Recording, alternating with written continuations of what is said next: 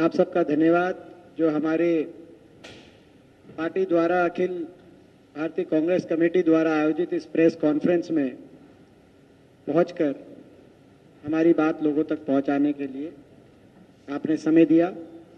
हमारे माननीय प्रदेश अध्यक्ष श्री ब्रिजलाल काबरी जी, हमारी लोकप्रिय उत्तर प्रदेश कांग्रेस विधानमंडल दल की नेता श्रीमती आराधना मोना मिश्रा जी, पूर्व मंत्री और प्रांतीय अध्यक्ष उत्तर प्रदेश कांग्रेस कमेटी माननीय श्री नसीमुद्दीन सिद्दीकी जी, पूर्व मंत्री प्रांतीय अध्यक्ष उत्तर प्रदेश कांग्रेस कमेटी के माननीय श्री नकुल दुबे जी, माननीय श्री अनिल यादव जी, माननीय श्री शिव पांडे जी, माननीय श्री अशोक सिंह जी, सभी पत्रकार बंधुओं, सीधा पॉइंट पे जो आज की जो प्रेस वार्ता एआईसीसी द्वारा जो बुलाई गई है, अति महत्वपूर्ण विषय पे बुलाई गई है। 9 साल केंद्र की सरकार, मोदी सरकार के 9 साल का कार्यकाल पूरा हो गया है और ये 9 साल का कार्यकाल कैसा रहा, इसको लेकर देश की जनता के दिल में बहुत निराशा है। हर वर्ग इस सरकार से निराश हुआ है। इन 9 साल में कोई वायदे इन्होंने पूरे किए नहीं और कांग्रेस पार्टी, प्रश्न बहुत हैं, असंख्य प्रश्न है, लेकिन 9 साल 9 सवाल। हम 9 साल 9 सवाल यानी कि इस सरकार से पूछना चाहते हैं। मैं वो एक एक करके प्रश्न आपके बीच में रखता हूं जो हम 9 प्रश्न पूछ रहे हैं और उन 9 प्रश्नों पे सरकार जवाब दे। वैसे तो 9 साल जन जन बदहाल, ये सरकार का नारा होना चाहिए क्योंकि हर वर्ग बदहाल कर दिया इन्होंने। मगर प्रश्न है 9। पहला प्रश्न अर्थव्यवस्था, इकोनॉमी पे। ऐसा क्यों है, हमारा कांग्रेस का प्रश्न सरकार से, ऐसा क्यों है कि देश में महंगाई और बेरोजगारी आसमान छू रही है? क्यों अमीर और अमीर हुए हैं आपके कार्यकाल में, गरीब और गरीब यानी कि अमीर और गरीब में अंतर विश्व के इतिहास में रिकॉर्ड स्तर पे आज भारतवर्ष में पहुंच गया है? क्यों सार्वजनिक संपत्तियों को, पब्लिक सेक्टर को, मोदी जी के मित्रों को क्यों बेचा जा रहा है और आर्थिक विषमताएं क्यों बढ़ रही हैं? ये हमारा अर्थव्यवस्था को लेकर पहला प्रश्न है। आप जानते हैं जब 400 रुपए पे सिलेंडर था, 70 रुपए पे प्रति लीटर पेट्रोल था और 50 रुपए पे डीजल था, तब इनका नारा था बहुत हुई महंगाई की बार, अब की बार बीजेपी सरकार।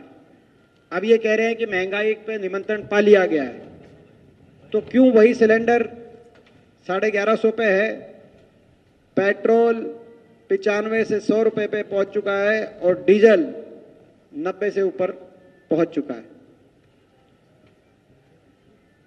अर्थव्यवस्था को लेकर ये हमारा पहला प्रश्न था। अर्थव्यवस्था में और भी बेहद गंभीर प्रश्न है। बेरोजगारी का संकट, रिकॉर्ड स्तर पे आज बेरोजगारी है। नोटबंदी की मार से अभी देश उभरा नहीं, इन्होंने एक और मिनी नोटबंदी का फैसला लिया है।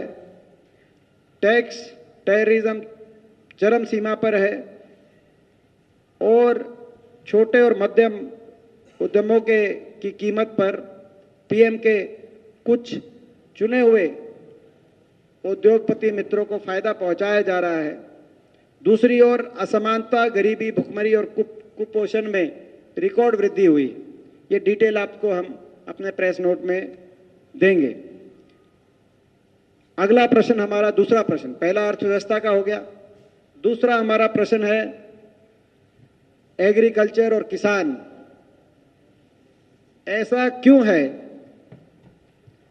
कि पिछले 9 सालों में भी किसान की आमदनी दुगनी नहीं हुई, हालांकि किसान के खर्चे दुगने आपके समय हो गए।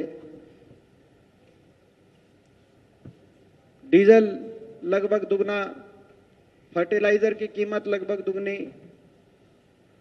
किसान के खर्चे तो दुगने हो गए, लेकिन आपका वायदा था आमदनी दुगनी 2022 तक, वो क्यों नहीं हो पाई? और ऐसा क्यों है कि काले कृषि कानूनों को रद्द करते समय जो किसान संगठनों के साथ जो समझौता आपका हुआ था, वो अभी तक लागू क्यों नहीं किया गया? एमएसपी की गारंटी क्यों नहीं दी गई? ये हमारा एग्रीकल्चर और फार्मर्स यानी कि किसानों से संबंधित ये हमारा प्रश्न है इस सरकार को। इसमें भी बहुत से प्रश्न और हैं, असंख्य। क्यों हमारे समय कोई टैक्स नहीं था कृषि में इस्तेमाल होने वाली चीज़ों पे, लेकिन आपने जीएसटी कृषि उपकरण पे 12%, ट्रैक्टर के टायर अन्य पुर्जों पे 18%, कीटनाशकों पे 18%, आपने क्यों उन पे टैक्स लगा दिया? क्यों कृषि सब्सिडी में आपने रिकॉर्ड कटौती करी? क्यों आपने केंद्रीय बजट में कृषि के लिए आवंटित होने बजट में रिकॉर्ड कटौती करी? क्यों प्रधानमंत्री फसल बीमा योजना के तहत अपर्याप्त फसल बीमा किसानों को मिल रहा है और किसान आत्महत्याओं को रोकने में आपकी सरकार पूर्णतः नाकाम क्यों साबित हुई है? बहुत से प्रश्न हैं, लेकिन हमारा जो मुख्य प्रश्न, जैसे मैंने कहा कि भाई आपने आमदनी दुगनी का वायदा किया था, लेकिन खर्चा दुगना हो गया, किसान पे कर्जा दुगना हो गया, आमदनी वहीं की वहीं किसान की है। आज कृषि संकट देश में है। 3 कृषि कानूनों को वापस लेते समय जो समझौता हुआ किसान संगठनों के साथ, न्यूनतम समर्थन मूल्य किसान को गारंटी किसान को दिलवाने का, आज तक उस समझौते पर जो एक कमेटी बनी, उस कमेटी की आज तक कोई बैठक तक नहीं हुई। तो आप किसान के लिए इन प्रश्नों को जवाब दें। तीसरा हमारा प्रश्न, पहला अर्थव्यवस्था, दूसरा किसान, तीसरा प्रश्न भ्रष्टाचार और मित्रवाद। हमें बताने की जरूरत नहीं, मित्रवाद का नाम आता है तो किसका नाम आता है? ऐसा क्यों है कि एक बड़े उद्योगपति समूह अदानी को फायदा पहुंचाने के लिए एलआईसी और एसबीआई में जमा जनता के खून पसीने की कमाई को दांव पर लगा दिया गया? भ्रष्टाचार को खत्म करने की बात करने वाले प्रधानमंत्री जी इस पर जवाब क्यों नहीं देते? और इस बात पे क्यों नहीं जवाब देते कि अदानी समूह में की फर्जी कंपनियों में जो 20,000 करोड़ रुपए, जिसका ये नहीं पता चल रहा है ये किसके हैं, वो देश के सामने बताए वो किसके हैं, किसने उनमें निवेश किया? ये एक प्रश्न राहुल जी ने देश की संसद में भी अपने आखिरी वक्तव्य में, जब तुरंत बाद उनकी उसके बाद मेंबरशिप पे फैसला आया, आपने देखा जिस तेजी से उनकी मेंबरशिप रद्द की गई, उस फैसले के बाद वो भी देश ने देखा। ये प्रश्न उठाए थे, भ्रष्टाचार पे और मित्रवाद पे प्रश्न उठाए थे, लेकिन इस सरकार के पास इन प्रश्नों का कोई जवाब नहीं था। जवाबी कार्रवाई जरूर की गई राहुल जी पे, लेकिन सरकार के पास कोई जवाब नहीं था। तो इसीलिए हमारा तीसरा प्रश्न, आपके माध्यम से हम सरकार से तीसरा प्रश्न पूछना चाहते हैं। चौथा प्रश्न, चीन और राष्ट्र सुरक्षा को लेकर ऐसा क्यों है कि चीन की सीमाओं पर लगातार गतिविधियों के बावजूद चीन को लाल आंख दिखाने की बात करने वाले प्रधानमंत्री जी ने 2020 में उनको क्लीन चिट दे दी चीन को, जबकि आज भी चीन हमारी देश की जमीन पे कब्जा करे बैठा है।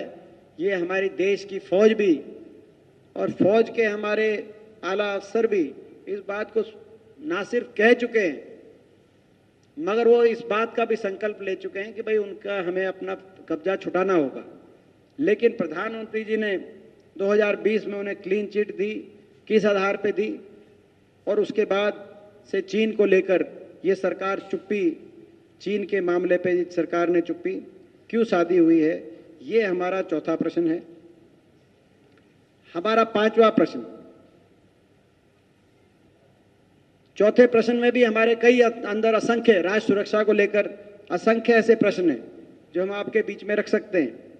चीन पर बीजेपी की चुप्पी की बात रही हो, पुलवामा हमले में सरकार की पूर्ण रूप से नाकामी रही हो, विफलता रही हो, राष्ट्रीय सुरक्षा रणनीति का अभाव इस सरकार की रणनीति में, कूटनीति में देखने की चाहे बात हो, चाहे जलता हुआ पूर्वोत्तर हो, हम उस बारे में भी सवाल पूछ सकते हैं, चाहे अपर्याप्त रक्षा बजट हो और चाहे अग्निपथ योजना की बात हो। प्रश्न बहुत है राष्ट्र सुरक्षा को लेकर, लेकिन हम जो मुख्य रूप से पूछ रहे हैं वो चीन से और चीन के बॉर्डर से संबंधित ये प्रश्न आज पूछना चाह रहे हैं। पांचवा हमारा प्रश्न सामाजिक सद्भाव पर। ऐसा क्यों है कि चुनावी फायदे के लिए जानबूझकर बंटवारे की राजनीति को हवा दी जा रही है देश के कोने कोने में, और समाज में डर का माहौल बनाया जा रहा है। अपनी राजनीतिक रोटी सेकने के लिए भाई को भाई से लड़ाया जा रहा है। जानबूझकर धार्मिक अल्पसंख्यकों को टारगेट किया जा रहा है सरकार द्वारा लगातार 9 साल से। हेट स्पीच को बढ़ावा दिया जा रहा है, यहाँ तक कि हिंसा के लिए लोगों को उकसाया जा रहा है। ऐसा वातावरण देश में बन रहा है और चुनावी लाभ के लिए भारत के राज्यों को निशाना बनाया जा रहा है और उनकी उपेक्षा की जा रही है। और प्रधानमंत्री जी कभी शांति की अपील नहीं करते। ये एक नए किस्म के प्रधानमंत्री जी बाकी हर बात पे बोलते हैं, मगर कभी देश में कहीं तनाव की स्थिति पैदा हो तो प्रधानमंत्री जी ने 9 साल में शांति की अपील कहीं नहीं करी। ऐसा क्यों? ये प्रश्न हम प्रधानमंत्री से पूछना चाहते हैं, इस सरकार से पूछना चाहते हैं। हमारा अगला छठा सवाल, 5 सवाल हो गए, छठा सवाल हमारा सामाजिक न्याय। ऐसा क्यों है कि महिलाओं, दलितों, एससी, एसटी, ओबीसी और अल्पसंख्यकों को निशाना बनाया जा रहा है? उनके खिलाफ हो रहे अत्याचारों पर प्रधानमंत्री चुप रहते हैं। वह जाति जनगणना की मांग को क्यों नजरअंदाज कर रहे हैं? वो हमारे देश की महिलाओं के मान सम्मान और इज्जत की जहां बात आती है, उनको उनकी न्याय की गुहार को क्यों नजरअंदाज कर रहे हैं? जो आज हम देख रहे हैं, जिसका अभी जो ज्वलंत उदाहरण है वो हमारे देश की खिलाड़ी बेटियां, 7 ऐसी बेटियां जिसमें एक अंडर एज बेटी भी शामिल है, जो लगातार पिछले कई महीनों से सरकार के हर दरवाजे पे बेटियां गई और सरकार से न्याय की मांग ये बेटियां कर रही, मगर सरकार ने उनकी हर गुहार को अनसुना किया है। और एक ओर तो लोकतंत्र के मंदिर का उद्घाटन किया जा रहा था और दूसरी ओर हमारी देश की बेटियों को जो न्याय की गुहार कर रही थी उनको दिल्ली की सड़कों पे घसीटा जा रहा था, रौंदा जा रहा था। और प्रधानमंत्री जी की तरफ से ना कोई बात आई, ना अपील आई, ना उनसे बात की गई। ये वही प्रधानमंत्री जी हैं जो इन बेटियों के साथ जब ये मेडल लेके आती थी तब तस्वीर खिंचवाने में और इन सभी खिलाड़ियों द्वारा जीते गए मेडलों के श्रेय लेने के लिए सबसे पहले इनके साथ बातचीत करते हुए वीडियो आते थे, उनकी तस्वीरें आती थी। लेकिन आज 4 महीने के बाद और इस तरह के हमारी बेटियों के तिरस्कार के बावजूद प्रधानमंत्री जी चुप क्यों हैं, ये देश जानना चाहता है। ये वो देश है जहां एक नारी के अपमान के बाद कुरुक्षेत्र के अंदर, हरियाणा कुरुक्षेत्र जहां से मैं आया हूं, वहां पर महाभारत का युद्ध हुआ था। ये देश नारी का अपमान नहीं सहता और ये देश प्रधानमंत्री जी से सवाल ये पूछना चाहता है। तो हमारे ये सवाल, ये हमारा छठा सवाल, सामाजिक न्याय। इसके साथ साथ हमारा सातवां सवाल, लोकतांत्रिक संस्थाओं को लेकर। ऐसा क्यों है कि विपक्षी दलों और नेताओं के खिलाफ बदले की भावना से कार्रवाई की जा रही है पूरे देश में? क्या जनता द्वारा चुनी हुई विपक्षी दलों की सरकारों को भाजपा ने ऑपरेशन कमल के माध्यम से खुले रूप में गिराने के बार बार प्रयास नहीं किए, जिनका बदला लोगों ने अभी कर्नाटक के अंदर कांग्रेस को एक प्रचंड बहुमत देके किया? क्या पिछले 9 सालों में संवैधानिक और लोकतांत्रिक संस्थाओं को कमजोर नहीं किया गया? क्या धनबल से चुनी हुई सरकारों को, क्या जनता के जनमत से चुनी हुई सरकारों को धनबल का प्रयोग करके अस्थिर करना, क्या यही राजधर्म है? क्या जांच एजेंसियों को दुरुपयोग करके देश के प्रत्येक विपक्षी दल के नेता की आवाज को दबाने के और कुचलने के प्रयास करना, क्या ये लोकतंत्र की परिभाषा है? क्या देशद्रोह के कानून का लगातार इस देश में दुरुपयोग करना, क्या ये प्रजातंत्र की नैतिकता है? क्या संसद को ढंग से ना चलाने देना? संसद में मैं एक और बात इसमें आपको कह सकता हूं, मैं स्वयं देश की सबसे बड़ी पंचायत का पिछले लगभग 20 वर्षों से सदस्य हूं, संसद का सदस्य हूं।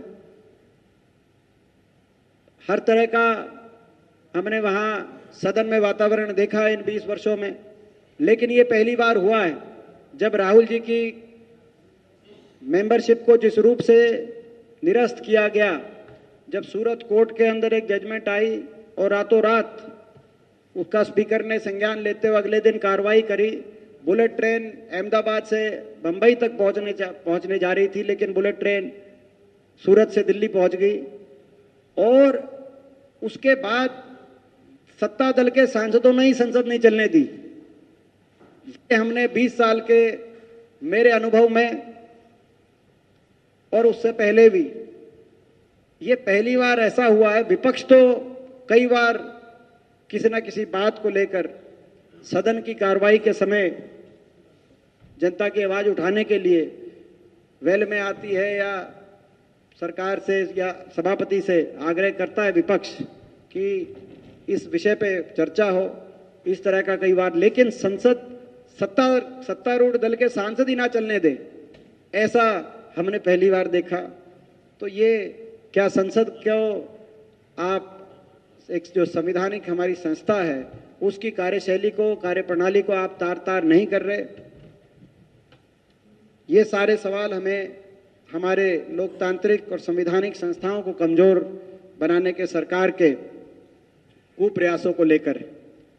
हमारा 8वां सवाल, जन कल्याण योजनाएं। ऐसा क्यों है कि बजट में कटौती करके मनरेगा जैसी जन कल्याण की योजनाओं को कमजोर किया गया इस देश में? गरीब, आदिवासी एवं जरूरतमंदों के सपनों को क्यों कुचला जा रहा है? मनरेगा के बजट को जिस रूप से सरकार ने कम किया है, उससे लगभग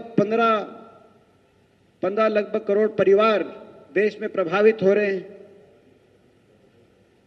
एलपीजी की अब तक की उच्चतम कीमतों के कारण उज्ज्वला योजना का लाभ बेहद सीमित हो गया है, जैसा आप जानते हैं। बेटी बचाओ बेटी पढ़ाओ केवल विज्ञापन तक सीमित हो गया है। निर्भया फंड में पड़ा पैसा खर्च नहीं किया जा रहा। ये क्या भाजपा संदेश देना चाह रही है, लगातार एक एक उदाहरण मैं नहीं देना चाहता, लेकिन भाजपा का कोई पदाधिकारी, कोई सांसद, कोई मंत्री अगर किसी बेटी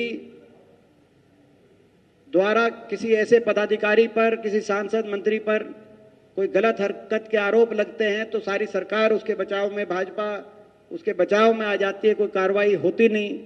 तो क्या बेटी बचाओ बेटी पढ़ाओ नारा केवल बेटी बचाओ और बीजेपी के सांसदों और मंत्रियों से बचाओ का नारा होके रह गया है?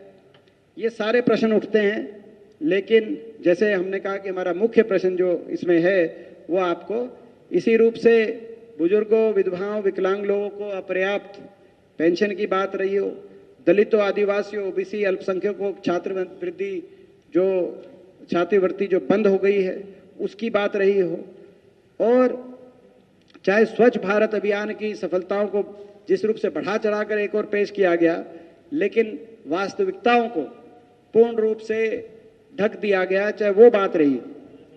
और हमारा आखिरी प्रश्न, अभी 9 साल 9 सवाल, सवाल तो असंख्य हैं, लेकिन आप असंख्य सवाल लिखते हुए आपके लिए थोड़ा सा हमने शॉर्टकट लेते हुए 9 साल केवल 9 सवाल, तो इसीलिए हम 9वें सवाल और अंतिम सवाल, ऐसा क्यों है कि कोरोना के कारण 40 लाख लोगों की मौत के बाद उनके परिवारों को मुआवजा देने से मना किया गया?